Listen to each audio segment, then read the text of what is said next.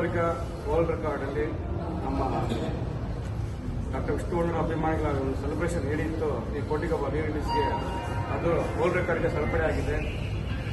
ಇವತ್ತು ಇದಕ್ಕೆಲ್ಲ ಮುಖ್ಯ ಕಾರಣಕರ್ತರು ಯಾರು ಅಂದರೆ ಸ್ಟಾರ್ಟಿಂಗ್ ಫ್ರಮ್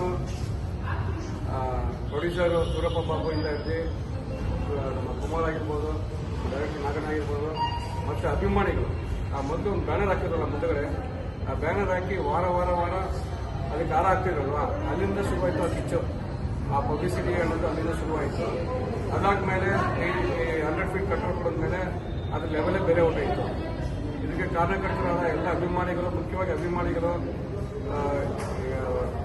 ಆಲ್ ಓವರ್ ಕರ್ನಾಟಕದಿಂದ, ಡಿಫ್ರೆಂಟ್ ಪಾರ್ಟ್, ಮೈಸೂರಿಂದ, ಶಿವಮೊಗ್ಗದಿಂದ, ಭದ್ರಾವತಿಯಿಂದ, ಮಂಡ್ಯದಿಂದ, ಕೊಲೆಗಳಿಂದ, ಈ ಥರ ಅಭಿಮಾನಿಗಳು ಎಲ್ಲ ಕಡೆಯಿಂದ ಬಂದು ಈ ಒಂದು ಸಕ್ಸಸ್ ಅನ್ನು ನಮ್ಗೆ ಕೊಟ್ಟಿದ್ದಾರೆ.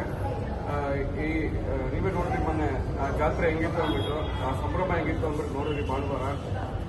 ಭಾಳ ಖುಷಿ ಆಯಿತು.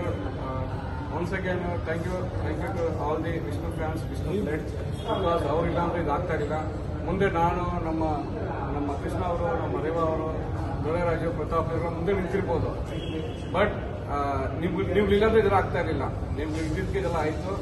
So again thankful. ಬಟ್ ಏನಂದ್ರೆ ಒಂದು ನಾವು ಈ ಥರ ಸೆಲೆಬ್ರೇಷನ್ ಮಾಡುವಾಗ ಹುಷಾರಾಗಿರ್ಬೇಕು. ಏನಂದ್ರೆ ಒಬ್ಬ ಅಭಿವೇಕಿ ಮಾಡಿದ ಕೆಲಸದಿಂದ ಇವತ್ತೇನು ಆರ್ಟಿಸ್ಟ್ ಮಾಡಿ ಸೆಲೆಬ್ರೇಟ್ ಮಾಡಬೇಕು ಅಂತಿದ್ವಿ, ಅದು ಮಾಡೋಕ್ಕಾಗಲಿಲ್ಲ. ಅವತ್ತು 12ನೇ ತಾರೀಕು ಇಷ್ಟೆಲ್ಲ ಹಾರ ಹಾಕಿ ಇಷ್ಟೆಲ್ಲ ಒಂದು ವರ್ಲ್ಡ್ ರೆಕಾರ್ಡ್ ಮಾಡಿ ಅದನ್ನ ಸಂಭ್ರಮ ಮಾಡೋಕ್ಕಾಗ್ತಾ ಇರಲಿಲ್ಲ.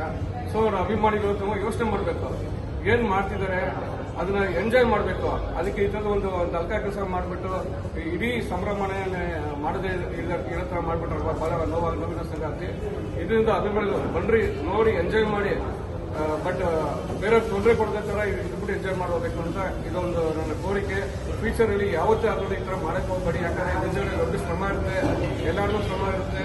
ಯಾಕಂದರೆ ಕೆಲಸ ಕಾರ್ಯ ಬಿಟ್ಟು ಆಮೇಲೆ ಅದಕ್ಕೆ ದುಡ್ಡು ವ್ಯವಸ್ಥೆ ಮಾಡಿ ಈ ಥರದೆಲ್ಲ ಒಂದು ಕಾರ್ಯಕ್ರಮ ಮಾಡಬೇಕು, ಈ ಥರ ಒಂದು ಸಂಭ್ರಮ ಮಾಡಬೇಕು ಅಂತ ತುಂಬ ಜನ ಕಷ್ಟಪಟ್ಟಿರ್ತಾರೆ. ಯಾರೋ ಒಬ್ಬರು ಮಾಡೋದ್ರಿಂದ ಎಲ್ರಿಗೂ ಕೆಟ್ಟ ಹೆಸರು. ಅದಕ್ಕೋಸ್ಕರ ದಯವಿಟ್ಟು ಮುಂದಿನ ದಿನಗಳಲ್ಲಿ ಎಲ್ಲ ಅಭಿಮಾನಿಗಳು ಇದೊಂದು ಮನಸ್ಸಲ್ಲಿ ಇಟ್ಕೊಳ್ಬೇಕು. ನಮ್ಮಿಂದ ಬೇರೆ ಯಾರಿಗೂ ತೊಂದರೆ ಆಗಬಾರ್ದು. ನಮ್ಮ ಕಾರ್ಯಕ್ರಮವನ್ನು ನಾವು ನೋಡಿ ಎಂಜಾಯ್ ಮಾಡೋಣ, ಸಂಭ್ರಮ ಪಡೋಣ ಅಂತ ಹೇಳಿ ನಾನು ಮಾತು ಮುಗಿಸ್ತೀನಿ. Thank you.